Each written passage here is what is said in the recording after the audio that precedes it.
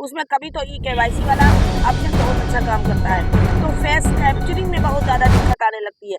अगर face capturing अच्छा होता है तो KYC में दिक्कत आने लगती है। हम लोगों के पास किसी पास 4G मोबाइल है, किसी पास मोबाइल नहीं है। हमारी बहनें बहुत परेशान है, किसी का मांग के कर रही हैं, कोई उधार ले रही हैं, कोई किस्तों पे मोबाइल ले रही हैं। हम लोग के मोबाइल काम नहीं कर रहे। समस्याओं का कोई अंत ही नहीं है।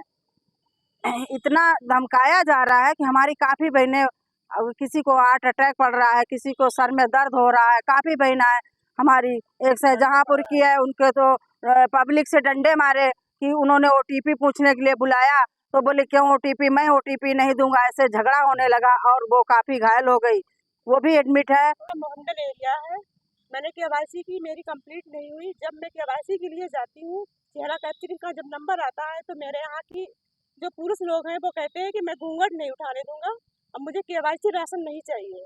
मुझे बहुत दिक्कत आ रही है, मेरी समस्या का समाधान किया जाए और रिचार्ज से लेकर मोबाइल अच्छा दिया जाए। मैं KYC करने के लिए जाती हूँ तो किसी के मोबाइल नहीं लगे हैं, किसी मेहमान ही गए हैं, कुछ लोग तो बाहर हैं, तो कहते अब बुला देंगे, किसी में नंबर डाले तो हम लोग KYC करते हैं तो हम लोगों को बहुत समस्याएं आती हैं, जिससे कि फेस कैप्चरिंग में और KYC करने में जो कि साइड नहीं चलती है। सुबह से हम लोग बैठ के वहाँ करते हैं फिर भी हम लोगों का काम नहीं होता है और हम लोगों पे दबाव बनाए कि कम से कम 50 या 30% काम होना चाहिए, नहीं तो तुम्हारा मानदेय रोक दिया जाएगा या तुम्हारा स्पष्टीकरण बनाया जाएगा। सरदार मिश्रा आंगनवाड़ी केंद्र बगदाद से हूँ। मेरे पास 2 सेंटर हैं, कोई भी सहायता नहीं है और मैं BLO में भी काम करती हूँ। 2 सेंटर और मैं बताओ ताला डाल के मैं 2 सेंटर देखती हूँ, BLO का भी काम देखती हूँ और क्षेत्रीय भी बहुत समस्याएं आ रही हैं और ना तो हमारा नवंबर का मानदेय भी नहीं आया है, कोई भी सुविधा वहाँ पे है नहीं। हम लोग दबाव में काम करते हैं। हम तो ये भी चाह रहे हैं अगर राशन में दिक्कत हो रही तो राशन को हटा दिया जाए, हम लोग का सही से मानदेय कर दिया जाए तो हम लोग काम करने में सक्षम है। BLO की ड्यूटी में बहुत दिक्कतें आ रही है। राशन दो ही ना, क्यों राशन हम लोग का बढ़िया मानदेय बढ़ा दिया जाए तो ये राशन बंद कर दिया जाए, बच्चों के खाते में पैसा डाल दिया जाए। खाते पे पैसे जाए, हमें बहुत प्रसन्नता होगी। 100 रुपए प्रति माह दे सरकार। अब इस राशन से हम लोगों को बहुत दिक्कतें आ रही हैं। KYC जो है वो हो नहीं रही है, कोई लाभार्थी ननिहाल गया है तो कोई अपने मैके गया है, कोई कहीं गया है, बाहर रह रहा है, मोबाइल नहीं लगे हैं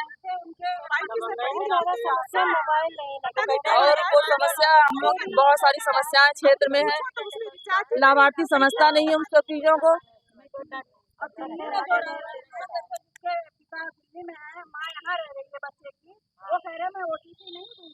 लाभार्थी को डिलीट भी नहीं कर सकता है। नंबर उसके पास, मोबाइल उसके पास और राशन को बता नहीं रहे OTP में देखा ना। और ये भी तो कह रहे हैं लाभार्थी मोबाइल नंबर की लेने आता है राशन खाते में हमारा मोबाइल लगा है, खाते में अगर कोई दिक्कत आई हमारी तो हम तुम लोगों को कार्रवाई करेंगे। अगर एक भी पैसा कहीं इधर उधर भी निकल गया तो तुम ही लोग इसकी जिम्मेदार तुम होगी। OTP हम लोग जो मांगते हैं, बताओ क्या करें, 10 बार होता नहीं तो एक लाभार्थी जोड़ करने में 10 OTP मांगो, अभी बार OTP मांगती है, इसका क्या OTP मांगी जाती है। कई लोगों को मारने वाले हम लोगों को नहीं ला गई, राशन ही नहीं देगा तो भी आप बराबर डंडे खा रही हैं क्षेत्र में। इस बात से सरकार को पता होना चाहिए कि हम लोग कितनी परेशानियों से जूझ रहे हैं। महिला सशक्तिकरण मनाया जा रहा है, महिलाओं का शोषण हो रहा है, गाय का सशक्तिकरण। महिलाएं हम लोगों को दबाव में ले रही हैं और ज्यादा, जो भी अधिकारी है कोई भी है वो हम लोगों को दबाव में ले रहा है। के बाद किनारे फिर कुछ देना ही नहीं, 7 मिनट पकड़ा दिया जाए, सब घर से भी मंगाए जाएंगे तो सरकार को भगाई देगा, घर में भी कोई कौन कर पाएगा। सर आज यहाँ किस लिए और क्यों आए हुए हैं, क्या समस्याएं हैं आप लोगों की?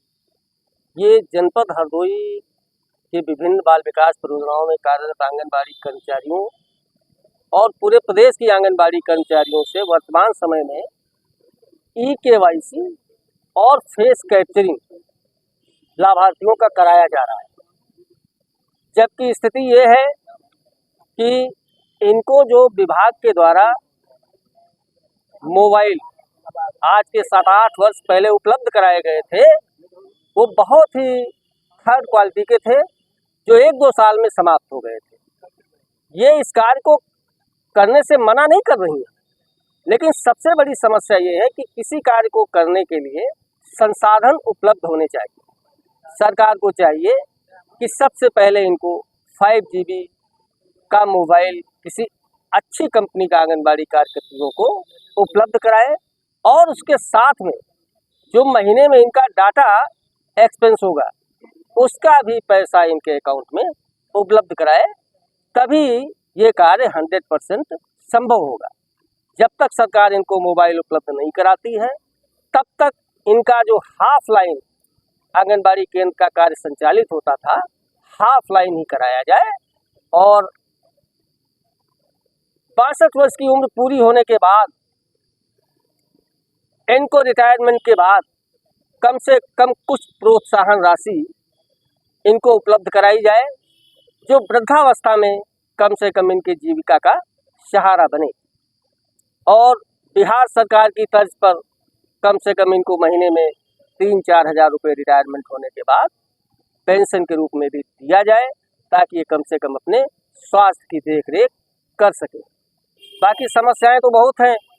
इनको जो पोषाहार दिया जाता है, इनको जो पोषाहार दिया जाता है वो बाल विकास परियोजना कार्यालय की गोदाम से समूह की अध्यक्षों के माध्यम से इनको उपलब्ध कराया जाता है।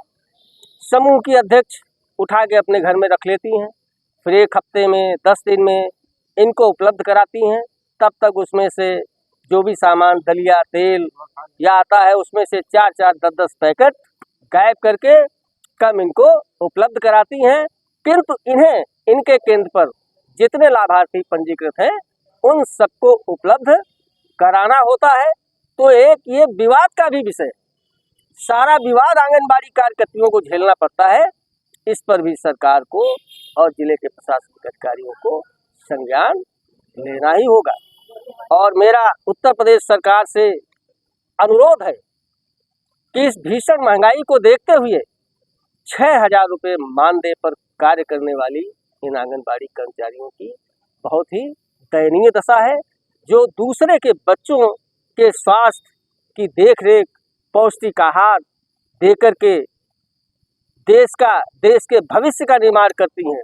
इनके अपने बच्चों का ही भविष्य अंधकार में हो रहा है। ये बड़ा गंभीर विषय है। इस पर हमारी सरकार को, प्रदेश सरकार को और केंद्र सरकार को विशेष ध्यान देने की आवश्यकता है।